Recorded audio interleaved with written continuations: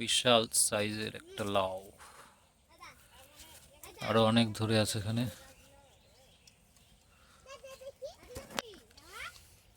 এই যে আরেকটি, এগুলোকে ঝাংলার লাউ বলে। আর এগুলো হচ্ছে ভুট্টা গাছ। ভুট্টা গাছ যারা দেখেননি, এই যে অনেক ভুট্টা গাছ। এগুলোর গোড়া থেকে একটা করে ভুট্টা বেরোবে, গোড়া থেকে ভুট্টা বেরোবে। এই যে এগুলো ছোট ছোট,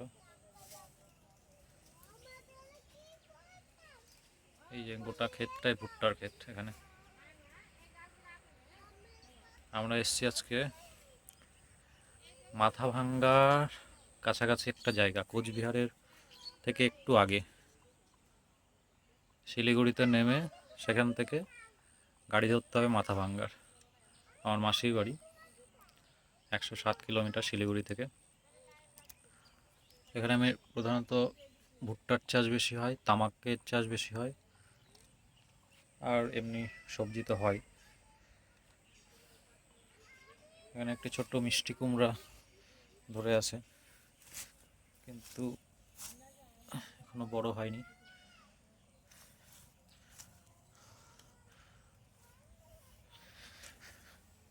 আর এটা হচ্ছে মূলা, মূলার ফুল। মূলাটা বুড়ো হয়ে গেছে, এই যে মূলার গোড়া। এই যে গাছে ফুল হয়েছে, এখান থেকে বীজ পাওয়া যাবে, সেজন্য এটা রেখে দিয়েছে বীজের জন্য।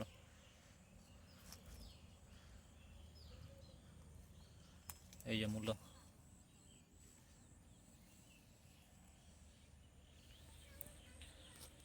এই যেখানে কিছু অংশে আলু আছে, আলুর গাছগুলো এখন পরিণত, মানে হয়ে গেছে আলু। এখন মাটি খুঁড়ে আলু বের করার সময়। যে কিছু আলু উপরে উঠে আছে দেখতে পাচ্ছেন, যে মাটি খুঁড়লে আলু পাওয়া যাবে এখানে।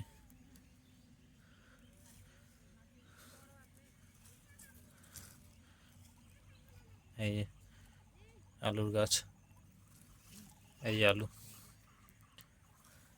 এগুলো সব পরিণত আলু। এগুলো এখন তোলার জন্য প্রস্তুত। আর এখানে প্রচুর পরিমাণে আলুরও চাষ হয়, যেহেতু পলি জমি। এই যে আলু দেখতে পাচ্ছেন, এই যে আলু দেখতে পাচ্ছেন। একটা আলু তুলবো আমি এখান থেকে। এই যে, এই যে দেখুন কত সুন্দর। এই যে, এই যে দেখুন, 4টে আলু তোলা হলো। আরও আছে এরকম প্রচুর। থাক থাক থাক, ওটা তুলিস না, তুলিস না, আর তুলিস না, আর তুলিস না, ছাড়, থাক।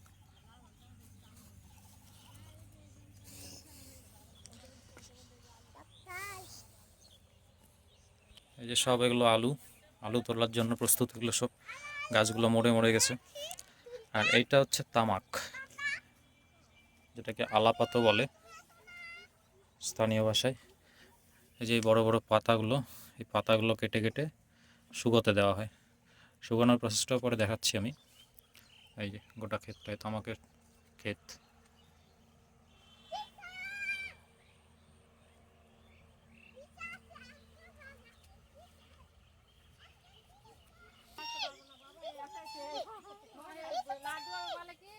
আমি আসবো পিসি বাড়ি।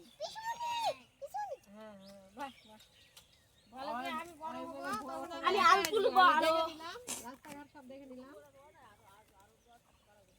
আর দাদা করছে আমাকে দেখা দিবা। এই যেগুলো শুকনো তামাক পাতা, শুকাতে দেওয়া আছে তুলে তুলে। এগুলো পরে তুলে এক জায়গায় করে